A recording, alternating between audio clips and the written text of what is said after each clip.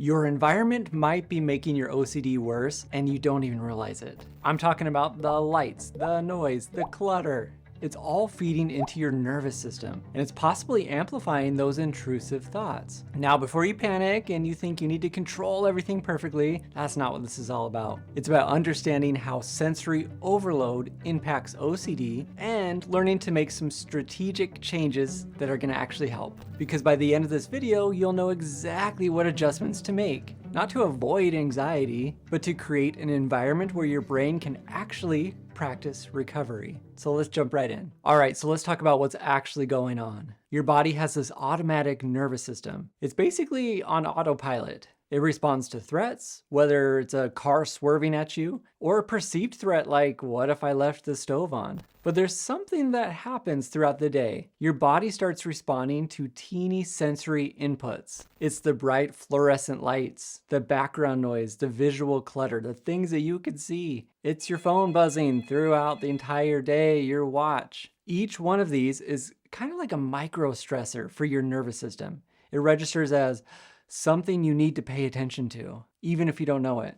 And for someone with OCD, this matters. Why? Because when your nervous system is already on high alert from intrusive thoughts, these sensory inputs pile on. It keeps your body at this activated state, tight muscles, shallow breathing, racing heart. But when your body is stuck in this fight or flight mode, your OCD gets louder. So you're not just dealing with the intrusive thoughts, you also have the lights, the buzzing, the traffic noise, everything, the kids, blah, blah, all of it. No wonder you feel overwhelmed. Have you ever thought to yourself, like, why do I feel pretty crappy today? Like nothing's happened. Well, probably a lot. If you really pay attention to it, it's all the noises, it's the lights, it's the kids, it's the phone, buzz, buzz, buzz. Doesn't seem stressful, but your body is on alert. So we can't get rid of all the stressors. You gotta have light, your phone, all that. The goal isn't to reduce everything so you don't have a sensory overload, but it's to control what we actually have control over. And before I get into the strategies, I need to address something very important, because this can become a compulsion if you're not careful enough. If you find yourself thinking, I have to make sure everything's perfect. Oh, nope, I can't be under these lights. Oh, I gotta do this, I gotta do that. It's a red flag. You can do whatever you wanna do because you choose to, not because you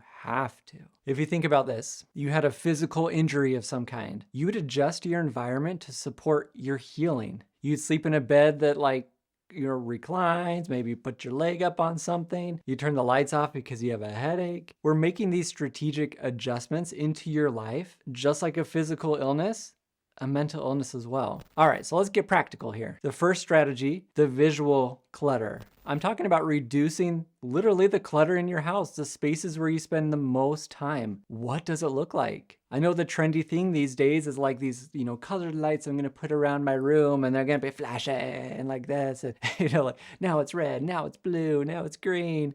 Like, I would imagine that plays an impact in some way or another. But have you ever had that feeling as well of like, okay, I'm cleaning this area and I cleaned it and I vacuumed and everything looks great and I feel better. Not only because I just accomplished something, because I visually can see that this is not cluttered. And when our area around us is not cluttered, our brain tends to be less cluttered as well. Because let's say the area around you is messy. Somewhere in your brain, whenever you see it, it's like, oh, I gotta get to that. Oh, I gotta pick that up. Oh man. And you have that throughout the day, time and time again. And then there's that feeling of like, oh, you're not accomplishing anything. And it just grows. So what you can do, maybe you pick one space, your bedroom, your workspace, take a quick scan. Pay attention to what your brain goes to. Oh yeah, that pile of papers over there, I've been needing to take care of that for a while. The clothes on the floor, the 20 browsers that are open on my computer that I can see. You start small, you clear one surface, you close all the browsers, you put the dirty clothes away. You're actually making it part of your life because you know it's gonna help you feel better. Really, you think about it this way, you're just trying to reduce the number of things that your brain has to keep track of. And there is that accomplishment piece of like, I did something, this has been sitting here for months and I took care of it and I feel better. And remember, it's not about, hey, if I clean my room, my OCD will go away. I mean, that'd be great, man. But when your environment is less chaotic, I would imagine your nervous system has more capacity to handle discomfort. So the second strategy, light and sound. These are huge. And everyone has different opinions on it, but I think of like the fluorescent lighting. Super bright screens, constant stimulation, your phone, the flash, the flash, the flash. I probably have flashes in this video. And you know why we do that? It's to keep your attention. That's what this world is all about right now, is like keep your attention as fast as you can. So if I keep flashing, I just stimulated something, I just kept it in your brain and keeps your nervous system activated. So just like taking the clutter away from your area, you spend time figuring out, okay, do I need to have this light on? Can I use this lamp instead? Softer, warmer lights. If I'm on a screen a lot, and I know we all are most of the time, a lot of the time, figure out different ways for you to either take a break, put the blue light glass filters on, whatever it is, stay alert. If you pay attention to the times where you're really having a lot of intrusive thoughts, those might be times where you're choosing to not be on your phone, your computer, because you want to be alert for these intrusive thoughts so you can do something about it. That's the treatment. Exposure and response prevention is what we do. You're exposing yourself to these things that are uncomfortable, but if your body is all over the place with all this stimulation, it's gonna be hard to concentrate on what you need to do. When you think of the background noise, these are those low-level stressors, traffic, TV, people, something that I do on a daily basis as I put headphones on. I put headphones on and most of the time it blocks the sound. If I don't do that, I get pretty overstimulated pretty darn quick and I get distracted. So even though I'm not listening to anything, I got them on. And it's not to avoid life, it's to give myself a better chance at what I'm doing currently. So you can experiment with this. Can you create pockets of quiet in your day? Maybe it's turning off the TV when you're actively not watching it, using noise canceling headphones. Really what I'm trying to get at here is that we need to reduce the amount of things in your life, the micro stressors, the emails, deadlines, all that stuff. Just control what we have control over. I don't need lights on all the time. I don't need to keep looking at my phone, at my watch, whatever it is. I need to create an environment that I'm ready to use treatment with. You might take out your phone and you set some timers throughout the day. And when those go off, you sit there for a minute, 60 seconds, close your eyes, just pay attention, look around you.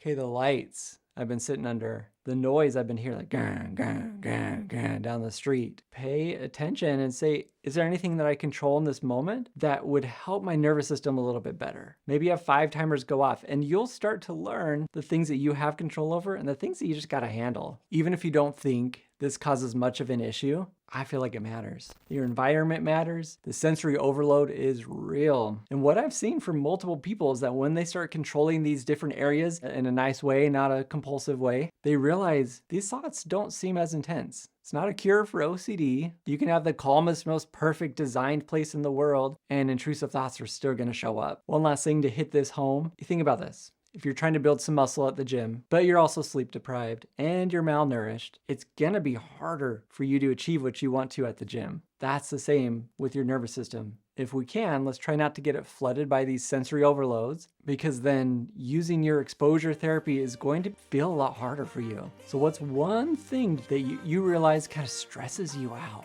in your environment? Let me know down in the comments. Is it the lights? Is it your phone? Is it the emails, the tabs? Let's see what everyone comes up with. I know we just talked about controlling your environment, but there's something I love as well, is controlling your bodily responses when anxiety hits. That's what this video is right here. Go watch that. You're gonna need to know it.